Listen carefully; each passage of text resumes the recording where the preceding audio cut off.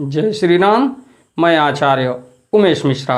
आइए अब आपको पुनः भोलेनाथ के श्री शिव महापुराण में ले चलते हैं, जो कि महर्षि वेद व्यास द्वारा प्रणीत ये श्री शिव महापुराण है। प्रथम खंड पूर्वार्ध अगर देखा जाए तो भोलेनाथ का ये श्री शिव महापुराण एक संजीवनी से कम नहीं है। अगर इसका श्रवण किया जाए या तो फिर इसको 1 मिनट 2 मिनट 10 मिनट 20 मिनट जो भी आपसे बन सके इसको पढ़ा जाए या सुना जाए तो भोलेनाथ आपका कल्याण कर देंगे और पूरी तन्मयता से और अपने हृदय में वास करते हुए श्री शिव महापुराण का स्मरण करने मात्र से आपके घर में किसी भी प्रकार का संकट होगा तो भोलेनाथ इस शिव महापुराण की अध्ययन करने या इसको सुनने मात्र से आपके घर के सभी संकटों को दूर करेंगे, क्योंकि ये असाध्य से असाध्य रोगों को मात देने वाला एक संजीवनी मंत्र और पुराण है, जो कि श्री शिव महापुराण है। अगर देखा जाए तो पुराणों में सर्वोत्तम माना गया है श्री शिव महापुराण। तो ले चलते हैं आपको श्री शिव महापुराण में। ओम श्री शांब शिवाय नमः। ओम श्री गणेशाय नमः। त्वमेव माता च पिता त्वमेव बंधुश्च सखा त्वमेव विद्या द्रविणम त्वमेव सर्वं मम देव देव। इसके पश्चात हम आपको ले चलते हैं 5वें अध्याय में श्री शिव पुराण के श्रवण की कथा के बारे में। तो थोड़ा सा अगर देखा जाए तो चंचुला के पति बिंदु का उद्धार इस कथा में आपको मिलेगा कि आखिर चंचुला का पति पिशाच रूप में इधर उधर भटक रहा है और उसके मुक्ति का एक सबसे सरल उपाय था ये भोलेनाथ का श्री शिव महापुराण।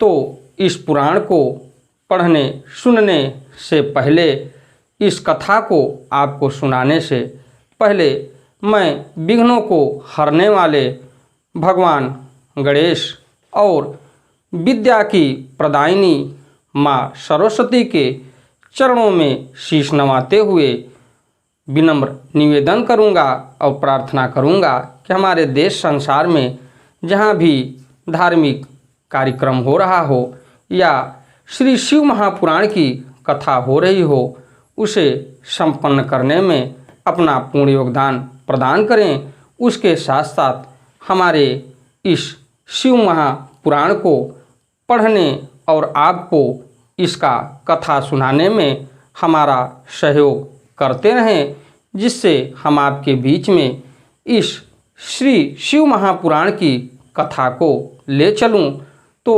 इसको थोड़ा सा हम समझें और जानें। तो इस कथा को जो श्री शिव महापुराण है, इसका संस्कृत और इसका व्याख्या मैं आपके बीच में हिंदी में रखते हुए इस कथा का रसपान कराऊंगा। तो आइए चलते हैं श्री शिव महापुराण में। तो थोड़ी सी सूक्ष्म बातों के लिए मैं आपको पीछे ले चलता हूँ। चंचुला के प्रयत्न से पार्वती जी की आज्ञा पाकर तुम्बरू का विंध्य पर्वत पर शिव पुराण की कथा सुनाकर बिंदुक का पिशाचियों से उद्धार कराना तथा उन दोनों दंपति का शिवधाम में सुखी होना। तो आपको 5वें अध्याय में ले चलते हैं कि आखिर बिंदुक का उद्धार इस शिव महापुराण से कैसे हुआ, इस चीज़ को हम जानते हैं। वहाँ उन्होंने उस पिशाच को देखा, यानी पिशाच माने बिंदु चंचुला का पति।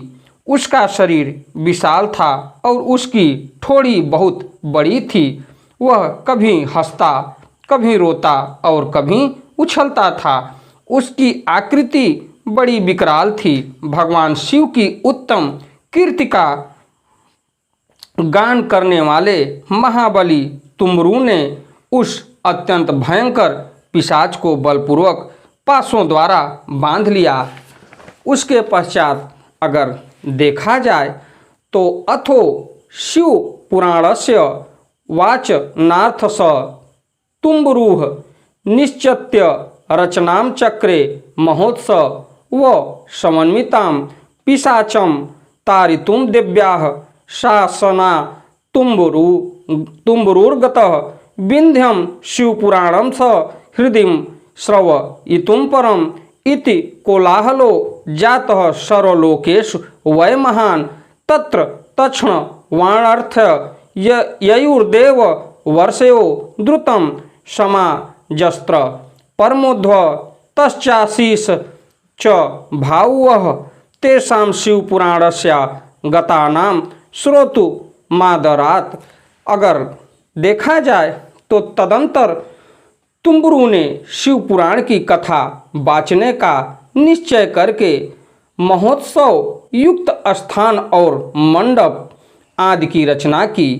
इतने में ही संपूर्ण लोक में बड़े वेग से यह प्रचार हो गया कि देवी पार्वती की आज्ञा से एक पिशाच का उद्धार करने के उद्देश्य से शिव पुराण की उत्तम कथा सुनाने के लिए तुम्बरू विंध्य पर्वत पर गए हैं।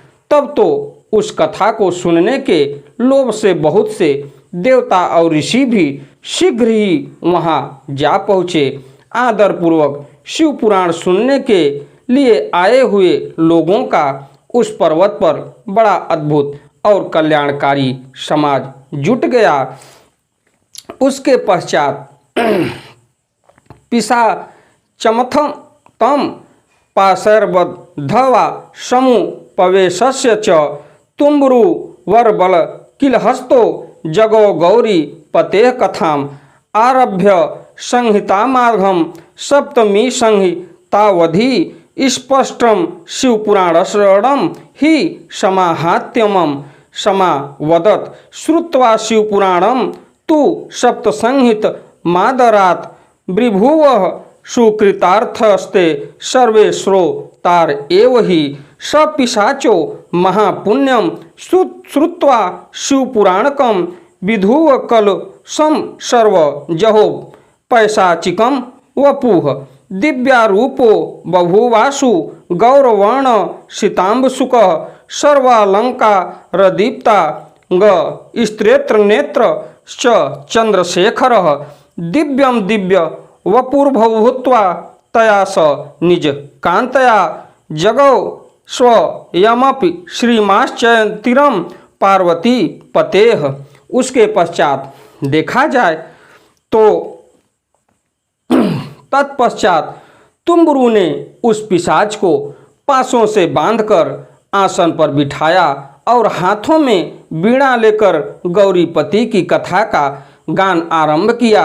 महात्म्य सहित पहली अर्थात प्रथम संहिता से लेकर 7वीं संहिता तक शिव पुराण की कथा का उन्होंने स्पष्ट वर्णन किया। 7 संहिता वाले शिव पुराण का आदर पूर्वक श्रवण करके वे सभी श्रोता पूर्णतः कृतार्थ हो गए।